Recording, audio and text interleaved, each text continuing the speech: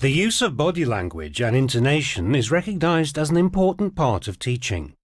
In this programme, we highlight techniques that can be used throughout a lesson, from bringing pupils in to getting them out again, and engaging, motivating and managing them in between.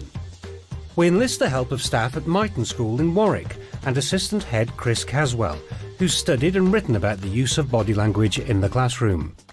Chris, who's also a teacher trainer, observes and reviews the actions of 5 teachers at different stages of their lessons. Good girl, well done.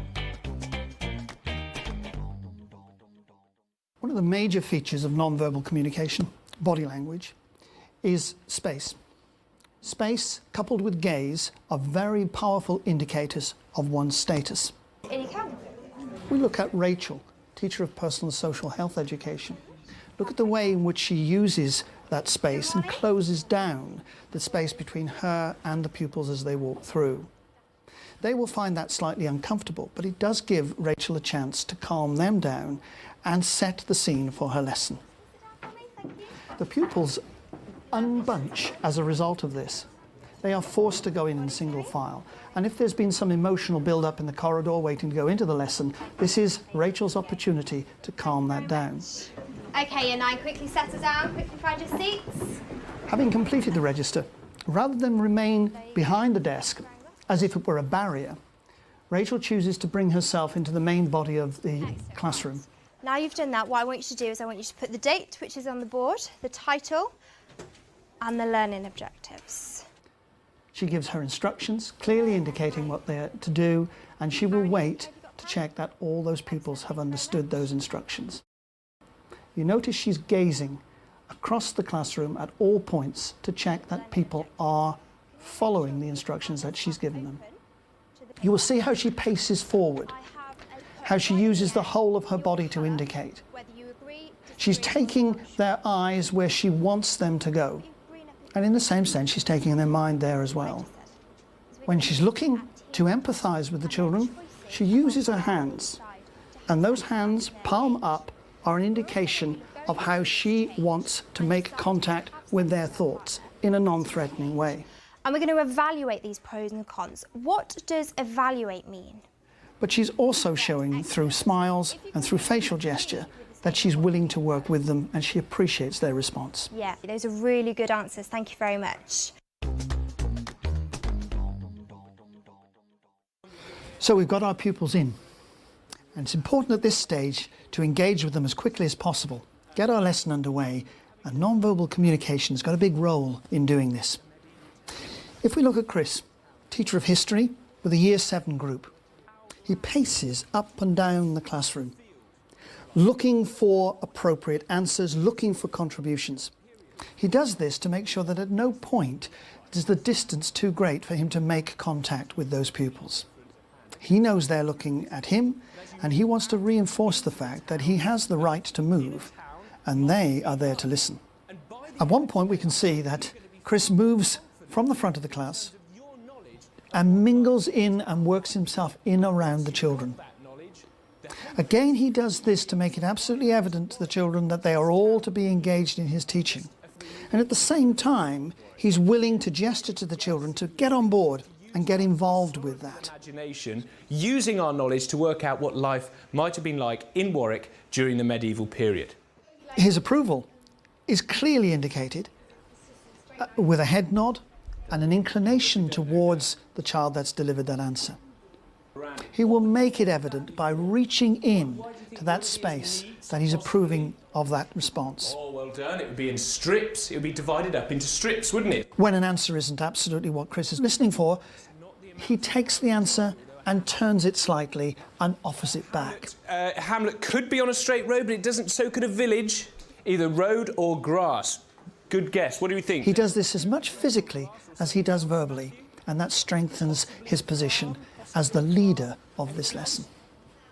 Generally, research shows that high-status people are relaxed, often put weight on one leg or the other, and quite usually relax their arms, which obviously occasionally means popping their hands in their pockets, as Chris does here.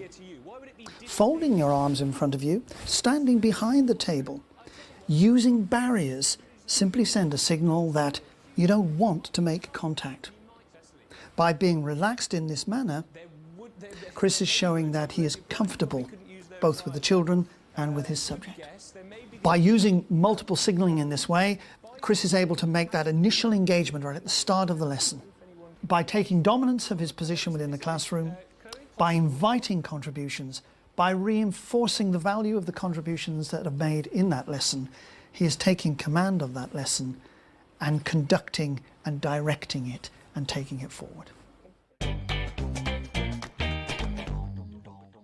Having got our pupils in, have them in the position where we command authority, how do we actually hold their attention and take their ideas forward?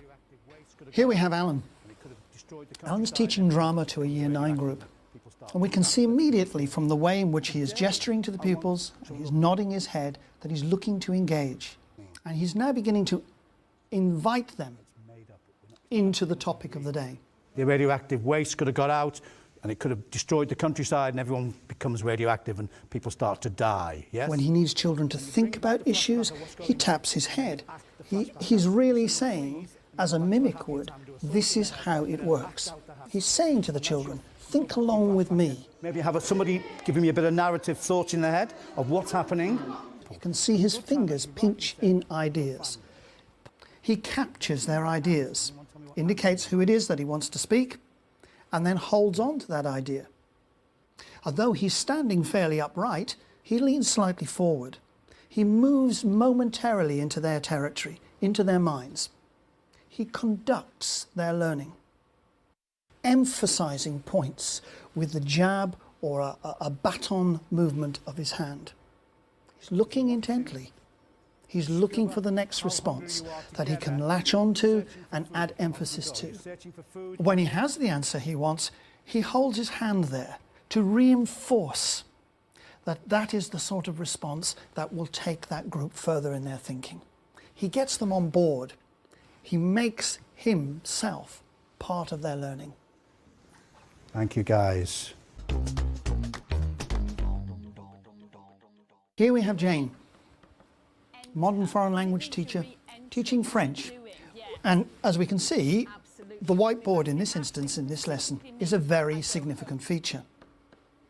But Jane maintains her presence, even though she's fixed at the front of the class, by continual and effective use of a combination of non-verbal cues. She's animated, she's moving frequently, and in the same way that a child might watch a film with fast-moving images, Jane is replicating that to some extent in the way that she is making contact with them physically and mentally. Oui? Is it ice cream? Well done, Jocelyn. Dominic. Good, super, très bien. We can see from the expression on her face that she's inviting the pupils to become involved. She's smiling. She's questioning. She's nodding ferociously when she's getting the examples and the answers that she needs. She's inviting those children to come in to her lesson. They do, absolutely. These ones absolutely do. Superb, très bien. She's praising, but with her whole body, not just with verbal recognition. She's using hands, again, to hold attention. Another technique that Jane uses is to indicate to the pupils where and when she wants them to enter a thinking mode. Now, Jane does this by actually touching her chin. She adopts a thinking pose. She looks at the children in the way that she's expecting the children to behave. And more times than not, you'll get that thoughtful response from the children by simply placing your hand against your chin and looking directly at the person you want the answer from. And in Jane's case, she does it well. One particularly powerful aspect of Jane's non-verbal communication is the way in which she uses intonation. Let's have a look at these ones then. The intonation really falls into two categories. Proclaiming is really making a statement. Here, the tone tends to tail off at the end of a sentence. So effectively, Jane would be saying, I need you to open your books now. I need you to move here. Regardez, s'il vous plaît, la feuille sur la table. Regardez, s'il vous plaît. But occasionally she uses a referring statement, And this is when she's inviting the pupils to get involved. And if you notice, the pitch of her voice rises very slightly at the end of every sentence. When we're talking about he or she, what's the ending going to be? Il y a des autres mains?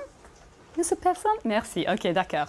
Here she is really saying, join me in this, referring to the children in terms of participants in that classroom and in that lesson. Encore? C'est bon? C'est tout. Superbe. One occasion when non-verbal communication is particularly useful is at the end of a lesson. Here we see Amy, teacher of geography, who's had a very active lesson, and the pupils are getting a little bit agitated and ready to leave. Someone is going to be in charge of collecting all of the pieces of paper in. Someone else is going to put the maps away. Everybody else... Firstly, she gives all the pupils a specific job to do. She will carefully monitor that they are doing that job correctly. She will have a high profile, a strong presence in that room. Fantastic at the back, good girls, well done, take seats. She will continue to talk them through the process, and they will continue to be aware that she is still in command of that lesson. And you can see how she is using gesture to reinforce the points that she is making to that group. The outstretched hand is an extremely good way of retaining the attention of a pupil without making eye contact and without having to continue to pull them in focus verbally. Quite often in non-verbal communication, we use more than one signal.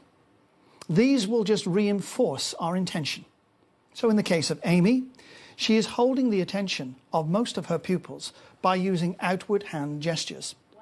But at the same time, her facial expression and the intonation of her voice is sending a secondary signal. What we're going to do is we're going to get ourselves ready to go now. Tom, have you got your top button done up? That's still not actually done up though, Tom, is it? As we can hear, the intonation of Amy's voice remains reasonably flat, even when she is clearly irritated. This actually flattens out the effect. This means that she's not raising the emotional stakes in this lesson, but she is still maintaining control by using all of those signals collectively in that compound way. You're not listening, however, now. Jake. Thank you very much.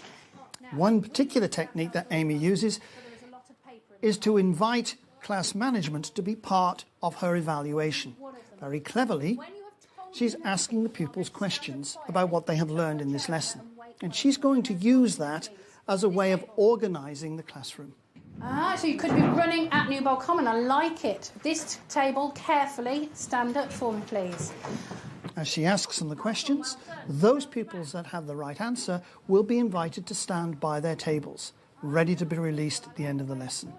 Well done, stand up. Right, this table you may go first. You're all completely ready. Well done. Now you can see, table by table, these pupils are being invited to leave in an orderly and reasonable manner, conducted by Amy to the very last pupil. And this table, off you go then as well. Thank you very much. Well done. You can find more tips to boost your teaching on the Teachers TV website.